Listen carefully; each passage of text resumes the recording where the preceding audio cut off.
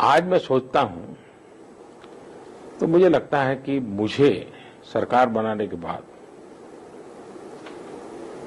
पहला बजट पेश करने से पहले संसद में देश की आर्थिक स्थिति का एक व्हाइट पेपर रखना चाहिए था। ये विचार भी आया था, लेकिन मेरे सामने दो रास्ते थे। राजनीति मुझे कहती थी कि मुझे सारा कच्चा चिट्ठा खोल देना चाहिए। राष्ट्रनीति मुझे कहती थी कि पॉलिटिकल तो बहुत लाभ हो जाएगा, लेकिन देश में सब लोग जब इतनी हालत खराब है ये जानकारियां पाएंगे तो पूरी तरह निराशा इतनी आ जाएगी, मार्केट इतना टूट जाएगा, देश की इकोनॉमी को इतना बड़ा धक्का लगेगा, ग्लोबली भी देश को देखने का सोच समझ बदल जाएगा, उसमें से फिर बाहर निकालना मुश्किल हो जाएगा। तो राजनीतिक नुकसान झेल करके भी राष्ट्र के हित में अभी चुप रहना अच्छा है। और उस समय मैंने बैंकों के एनपीए की हाल क्या था, बजट में किस प्रकार से आंकड़े इधर उधर किए गए थे, आर्थिक स्थिति ये सारी चीजें मैंने देश के सामने नहीं रखी।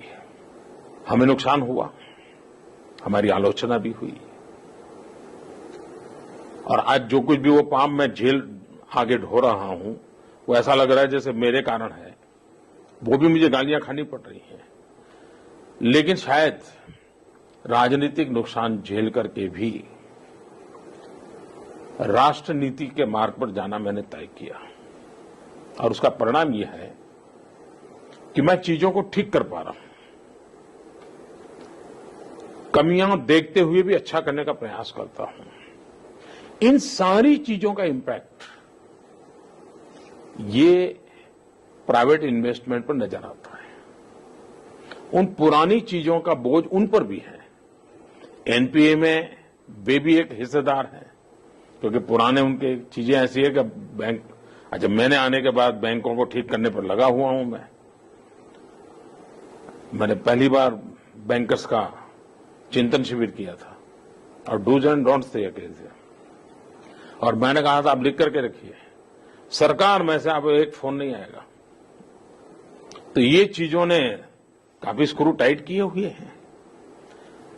उसके बावजूद भी इतनी तेजी से रोड बनना, इतनी तेजी से रेलवे का आगे बढ़ना, इलेक्ट्रॉनिक मैन्युफैक्चरिंग में 6 गुना बढ़ोतरी हुई है।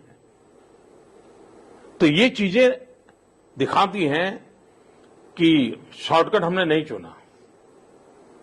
और मेरा तो मत है, जो रेलवे प्लेटफॉर्म पर लिखा हुआ होता है ना, shortcut will cut you short, तो मेरा ये मत रहता है कि हमें शॉर्टकट के रास्ते पर नहीं जाना है, और उसके परिणाम नजर आ रहे हैं।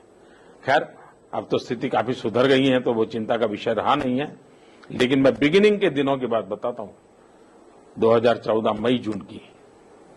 लेकिन मैंने रास्ता, कठिन रास्ता चुना, और देश में जो निष्पक्ष भाव से एनालिसिस करने वाले लोग हैं, वो जब इसका एनालिसिस करेंगे तो मुझे विश्वास है कि उनके लिए बहुत बड़ा सरप्राइज होगा।